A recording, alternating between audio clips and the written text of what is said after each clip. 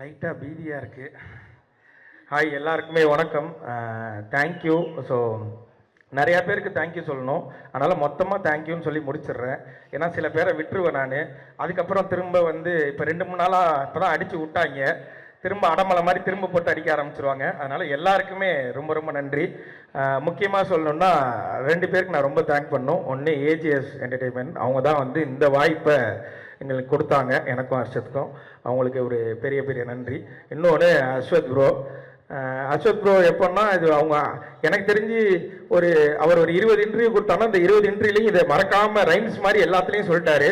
அவருக்கு 2 லேக் சப்ஸ்கிரைபர் இருக்கும் போதே நான் அவரை கூப்பிட்டேன் அப்படின்னு எல்லா இன்டர்வியூலையும் அதை சொன்னார். அதனால் உண்மையிலே ஒரு 2 லேக் சப்ஸ்கிரைபர் இருக்கும் போது கூப்பிட்டாரு.